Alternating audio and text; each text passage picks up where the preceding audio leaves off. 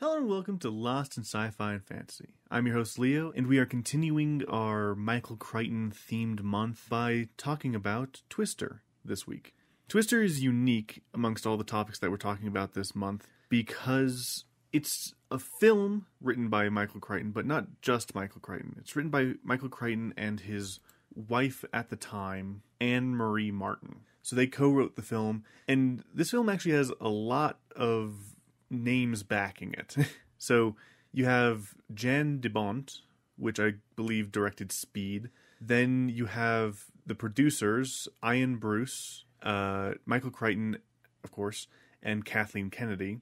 Then it's, of course, starring Helen Hunt, Bill Paxton. It has Philip Seymour Hoffman in it. Then there's also the support of Steven Spielberg, as I believe his company Amblin helped kind of, produce the film. So it's relatively has a lot of names backing it. For what ends up being, story-wise, a very simple film, but effects-wise, decently big. So, story-wise, it is a very simple film, as I said, and it basically just follows a guy named Bill, funnily enough played by Bill Paxton, who just wants to divorce his wife. He wants to get married to his current fiancée, and so him and his fiancée take a trip down to where his ex-wife is to get her to sign the papers. He has become a weatherman, but in his past, he was a storm chaser, and his ex-wife is also a storm chaser.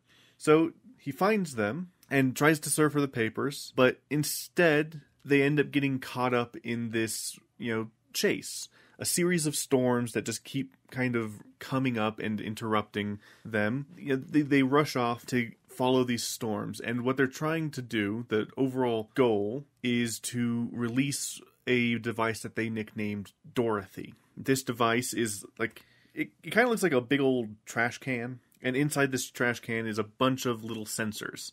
And the idea is to get this trash can, put it in the path of a tornado, and let the tornado, suck up all these sensors, and then you'll get real-time data on the strength and intensity of the tornado throughout the duration of its, rage, I guess.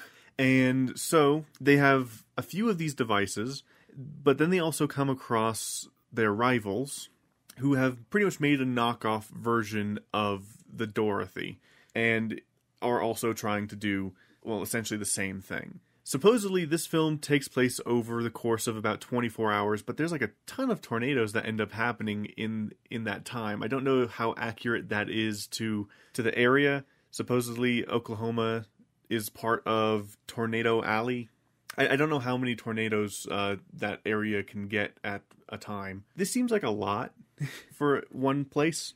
This is kind of the basics of the story, really. It's just kind of that. They encounter a few tornadoes, take a break, encounter some more tornadoes, repair their vehicles, encounter another tornado, and then they encounter the big bad tornado in F5. They're able to get the Dorothy 4 to deploy, and then are chased by the tornado. And that's another small thing, is the tornadoes seem to have like some minor personalities in this film, as weird as that might sound.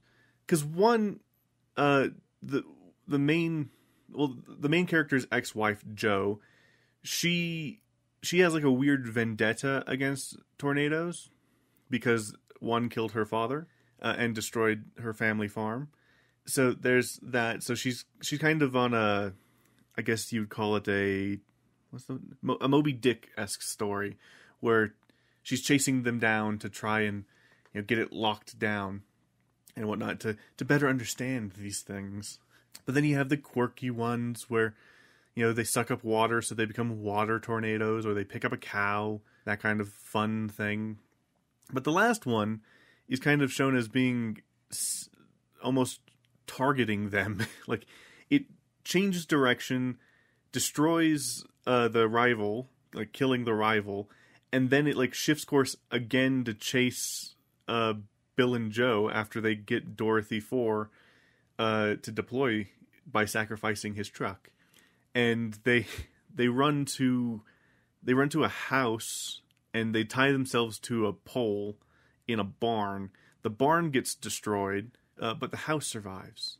And he makes it a really dumb statement like, it spared the house. But the only reason that it spared the house, supposedly, because I did some minor research for this film, the only reason it spared the house is because the Oklahoma Historical Society didn't let them destroy the house. So now that house has become a tourist site, and the barn is supposedly still destroyed the way it was in the film, I guess, which I find kind of fun. As for like the divorce subplot, I guess you could call it, basically the tension between him and his fiancée keep rising because she's seeing just how much chemistry him and his ex-wife have, and so eventually she just kind of relents and lets the relationship die, and encourages him to go back to his ex-wife. I don't think it really explains much about why they divorced.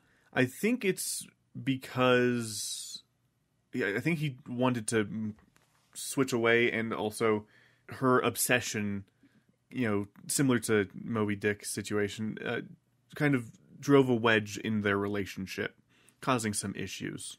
And overall, so the film is fine. It has a lot of waves, I guess you can call it, where you'll have this like period of intense storm chaser action, and then nothing. Like they'll be hanging out in a diner for a bit, but then intense storm chaser action, and then nothing. It's a little bit hit and miss. I used to love watching this movie. We have it on VHS. I don't think we ever got it on DVD. And I would watch it to bits. It was one of the things I would throw into rotation. And funnily enough, at the time, I didn't know that it was written by Michael Crichton. So I didn't actually know that this film was written by Michael Crichton until, like, a couple of years ago, when I was just looking through Michael Crichton's work, seeing, what he has done besides, writing. Because he actually has a very varied writing career and history. So he started off in like medical school, and while he was in medical school, he started writing kind of cheesy, kind of airport books, I guess you would call them. They're like these cheap thriller novels, like crime thrillers. They are currently published under the Hard Case Crime publication, which tackles a bunch of old, like, crime novels and whatnot. And they have, like, silly titles like Zero Cool and whatnot. And he wrote them under a pen name because he was in medical school and he didn't really want people to know he was writing those. They weren't exactly a work for him to be proud of. They were just something for him to earn some money. And I'm kind of impressed, actually, because to be able to just kind of decide one day, yeah, I'm gonna just write some books to make some cash, is kind of impressive. While in medical school as well, funnily enough. Then shortly after that, he also started just writing normal books like Andromeda Strain, as well as a few others. Those he would write under his actual name. Then he would try his hand at directing, with the Great Train Robbery and Westworld, which he would then, I believe, also adapt into novels. And then he would write more novels. Then he also created the TV show ER. So, he had a very varied life and career. I believe he described once that he couldn't pin himself down to one thing. When he got bored of something, he would move on to something else. Which, is kind of a fun tale. He also had a long string of marriages. I'm not going to list them all off, but his longest marriage was to Anne Marie Martin. And with Anne Marie Martin, he wrote Twister. Now, like I said, I didn't know that he wrote Twister when I watched it as a kid. As a kid, I just watched it because the tornadoes look cool. And then that was pretty much it. And the special effects in this film are actually quite good. Especially like the tornadoes, but of course all of the kind of practical effects that they tend to use as well for like the kind of close-up disaster shots are also really good. The acting can be a little bit stiff at times, and some of the story elements are a bit meh, but overall it did decently well, and funnily enough, it's getting a sequel. It won't have the same people in it, probably, except for maybe Helen Hunt, but it can't have Bill Paxton because Bill Paxton died, and it can't have Philip Seymour Hoffman because Philip Seymour Hoffman died. So, we'll see how the sequel goes. Funnily enough, the sequel's going to be called Twisters. Yeah, it looks to be kind of like a whole new cast, because supposedly it does have a cast. It's described as a new chapter.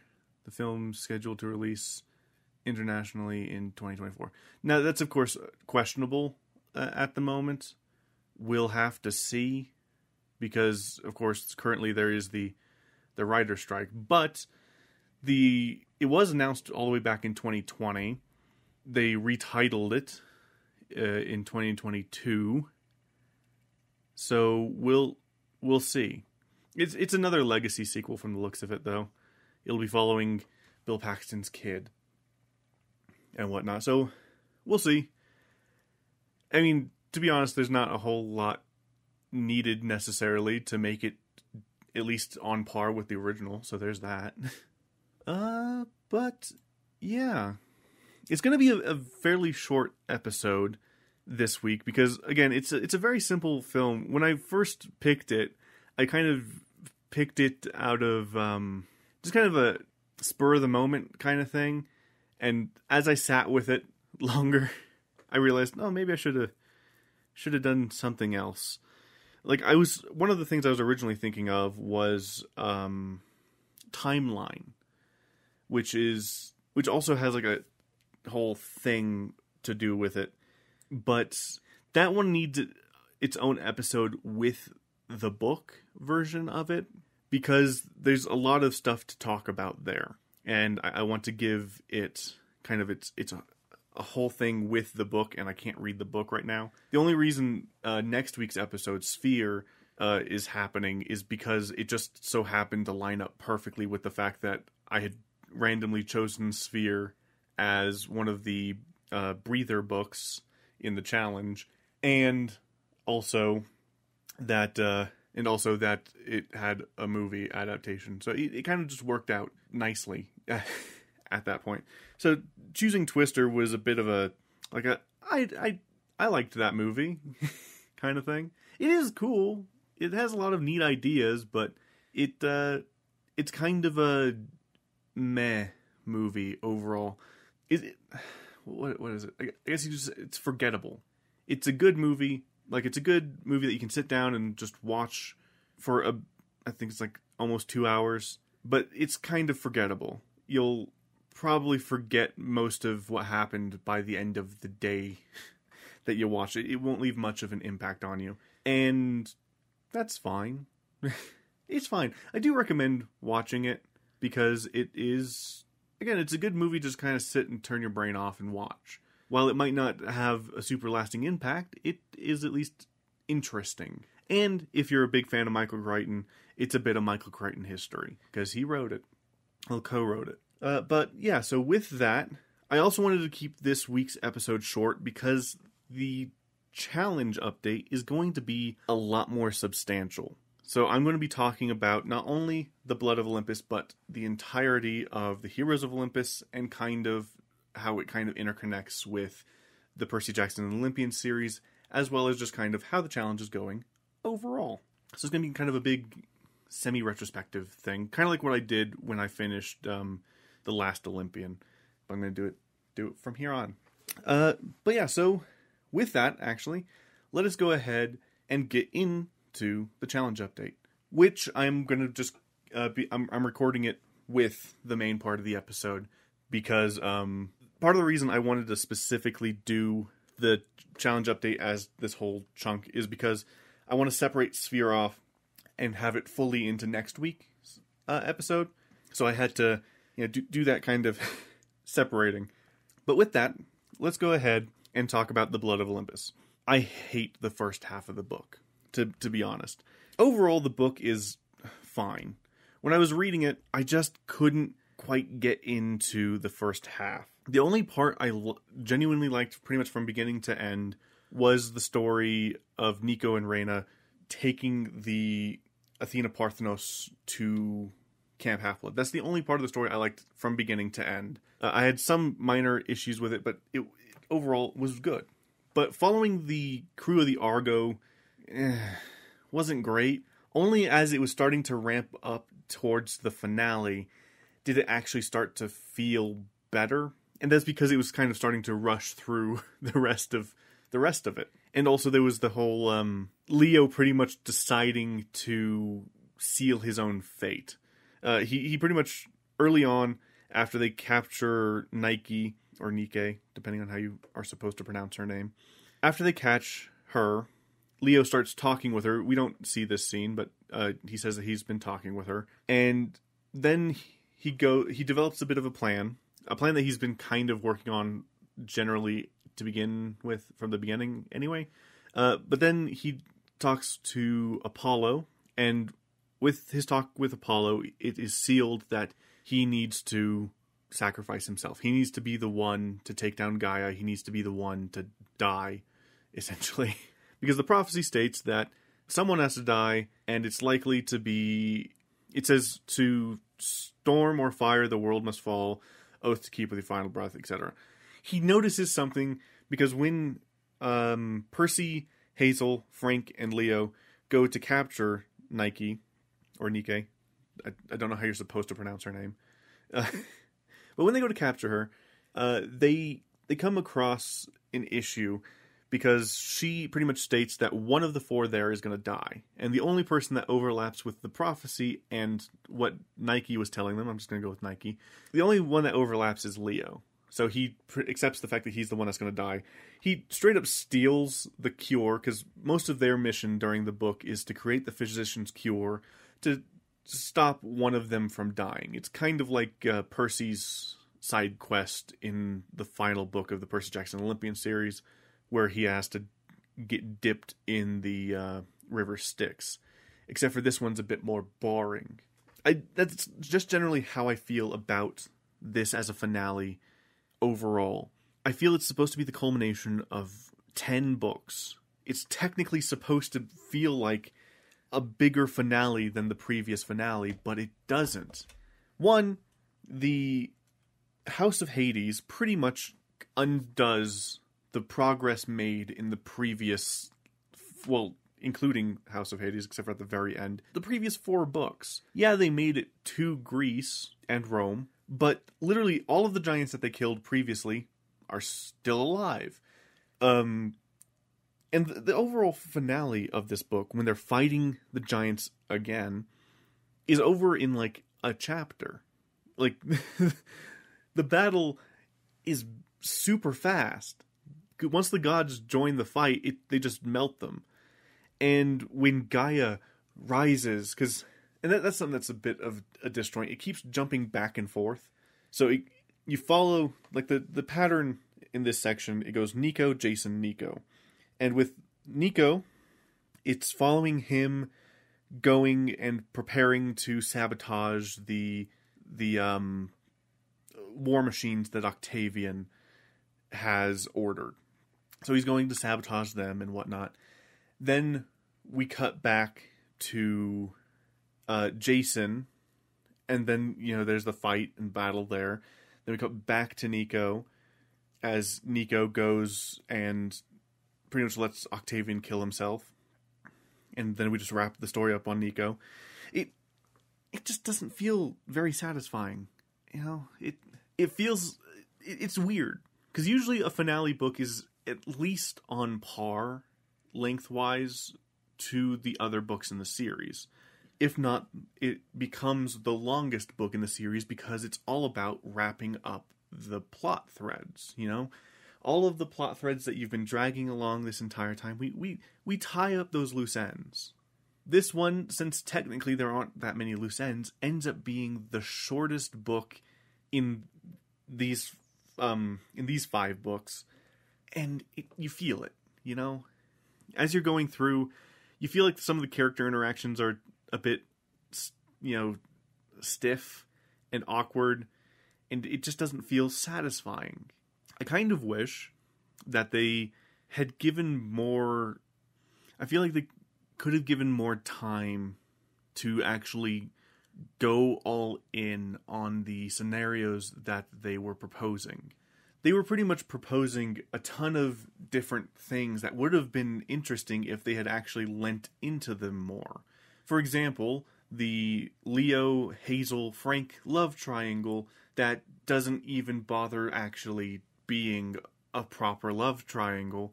It doesn't have any satisfaction when the love triangle is over because there was barely any actual conflict that came out of it. Same with the Percy-Jason rivalry. Like, it could have been a thing, them kind of butting heads the entire time, or... Yeah, but no, they don't argue. They just kind of go, yeah, I understand. And while that is, in one hand, very refreshing, because you're not dealing with the issue of them constantly butting heads, and, you know, it's a simple thing as them having a conversation kind of thing. But regardless, most of the issues were solved with a single conversation.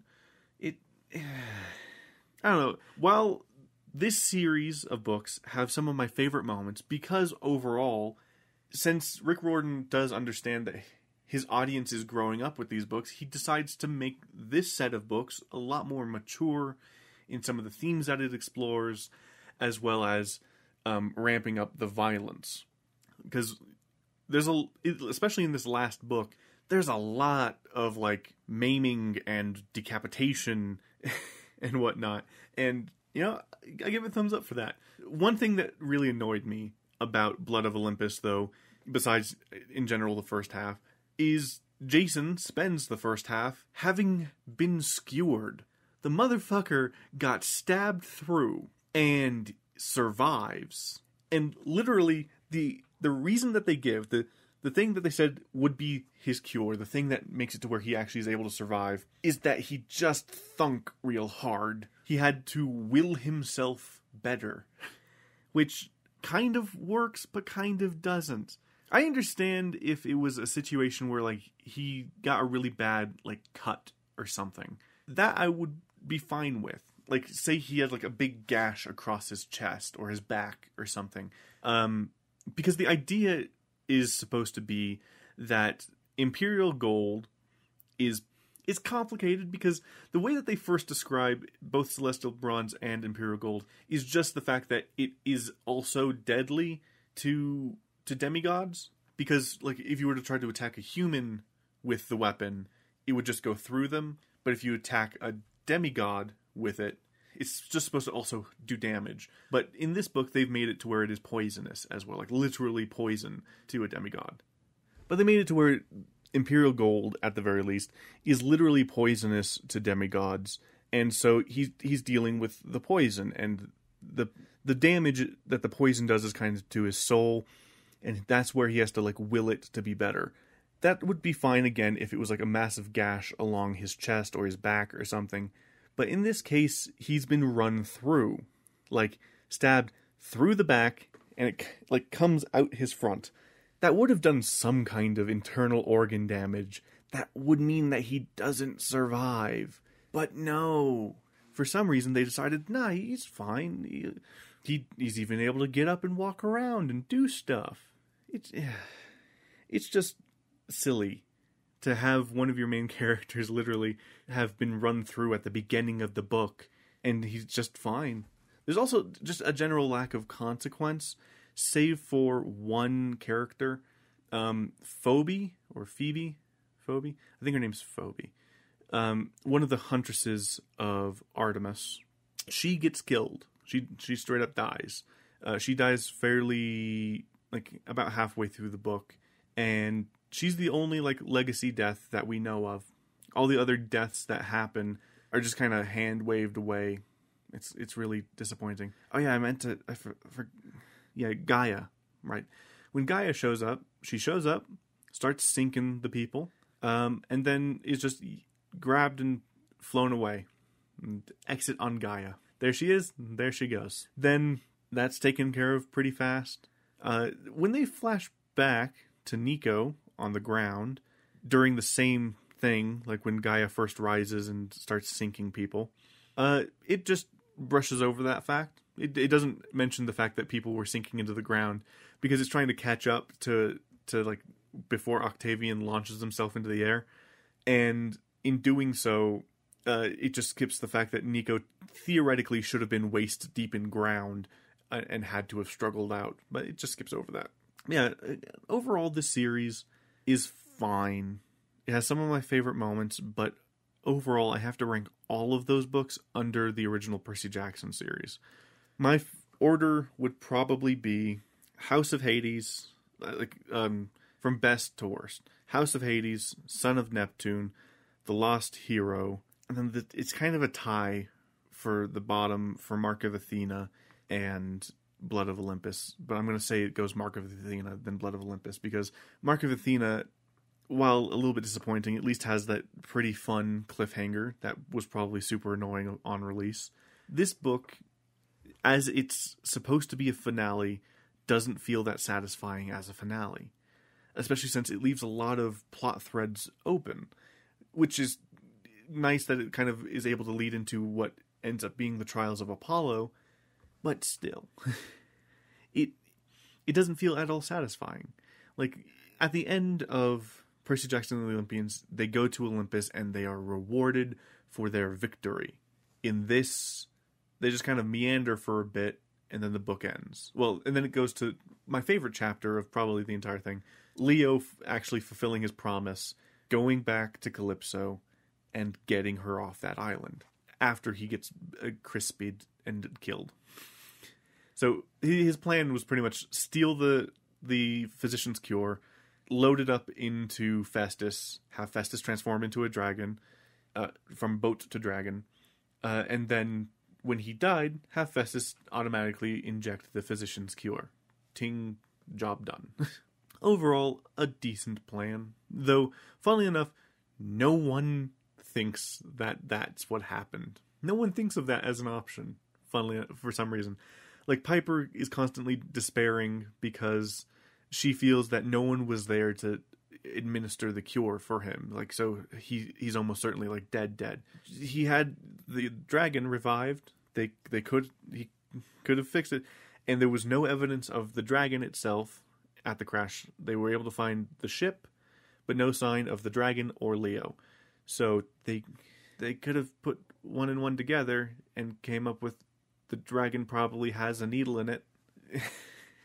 It would be simple enough. He's done weirder things. He put an entire fucking claw in the ship at some point because he discovered Archimedes spheres and figured, claw, that works. And it did. It came in handy once, and then literally it's just something that appears in the book for a little bit of a chapter and then disappears, never to be seen again. One thing that I did kind of enjoy is the fact that Jason now has glasses. He was prescribed glasses by the guy who finished the physician's cure for them, and now he just has glasses. And if you look closely enough on the cover of the book, you can actually see that he is wearing those glasses on the cover of the book. It's a fun little detail. It's probably the most accurate book cover of the series, so I'll give it props for that. I will also say, small asterisk, some of my opinions on the book are slightly tainted by me having slightly spoiled some events that happen later on in the series for myself. I'm a dumbass. That's on me. I'll take full responsibility for that. But there are some events that kind of make some of the scenes, especially at the tail end of the book, a bit bittersweet, you know? And it's something that I'll talk about more when we actually start getting into like Trials of Apollo and whatnot. But yeah, we'll talk about it when the time comes. But yeah, so that's kind of that. I mean, overall, this series is fine. I do still overall enjoy the fact that, you know, it's this big, long thing. It's multiple books over the course of a year. Though, it will make adaptation a bitch. As it is, adapting the Percy Jackson series at the rate that they're doing it is going to be hell. Because, as it currently stands, they have Season 1 is currently in post-production. And they've been greenlit to start workshopping scripts for Season 2. That does not mean that the series has been picked up for a second season. They're just allowed to start pitching a second season. Now, Season 2 and Season 3 take place during the same year, so Season 3 is going to have to come very shortly after Season 2, or at least they're going to have to record it fairly shortly after Season 2. Unless they decide to merge books 2 and 3 into Season 2. I wouldn't really advise it, but it's an option. Then Season 4 would be 1 year after Season 2, because it's the following summer from Season 2. Because Book 3 is set in the winter in between. And then Book 5 is set a whole year after that. Then The Lost Hero. The Lost Hero, you have a lot of wiggle room because most of the characters are new, save for Annabeth. And for that would be like, it's the same situation as Season 3 would be, because it's the following winter. Then all of the rest of the book takes place 8 months later. So then from then on, well, it's not even 8 months. It's from June to like August is the rest of the series there. So you'd have to do it really fast. If you're lucky, you'll have cast a bunch of actors that look timeless as time goes on. You know, like how Paul Rudd still looks like he's in his 30s. Yeah. Like how Paul Rudd still looks like he's in his 30s, but he's actually 54. So, you know, you just kind of have to hope that they like as they get older, they'll still look within that age range of about 16, 17 and whatnot. And just at that point, you just kind of have to pray.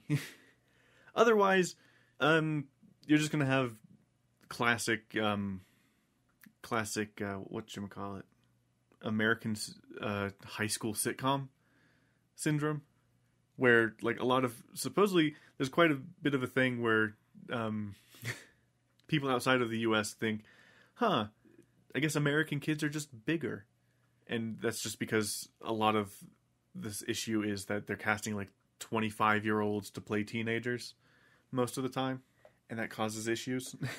But anywho, yeah, that's my opinion on that. Overall, I am still very excited for the adaptation. That's the only worry I have, is that a lot of the time frame ends up getting compressed a bit and whatnot. But meh. With that said, though, I think we are in a pretty good position to call it. I've talked about most of the things I wanted to. The only other thing I kind of wanted to mention is I think that while reading these books, I figured Percy Jackson would make a pretty good video game, like a good old RPG, in the right hands. Because, you know, if it's just a crappy tie-in game, it would suck. But, like, a proper RPG would be pretty cool.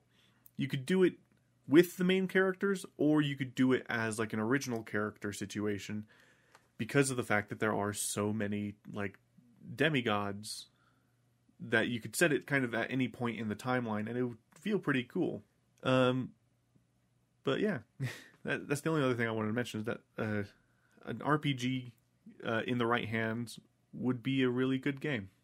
But yeah, with that, I think we are good. So next week is going to be Sphere. Sphere all the way. It'll be another situation where I get to record the challenge update in tandem, because actually technically there won't be a challenge update next week, because I will be talking purely about Sphere and Sphere, the movie. It'll be both of those things. And as I said in my YouTube Shorts update, from this point on, every book that we read going forward, I have not read. So that's where the challenge goes up a little bit and being a little bit difficult. But overall, we've crossed the threshold, and we have read the longest book in the series. That was House of Hades. We read that book. We don't have to worry about books being that long anymore. It's pretty smooth sailing from here on out. After Sphere is going to be the first Kane Chronicles book, and then we start tackling the Trials of Apollo. So it's going to be a good old time. Anywho, with that said, though, thank you guys so much for listening. I will talk to you guys next week. Goodbye.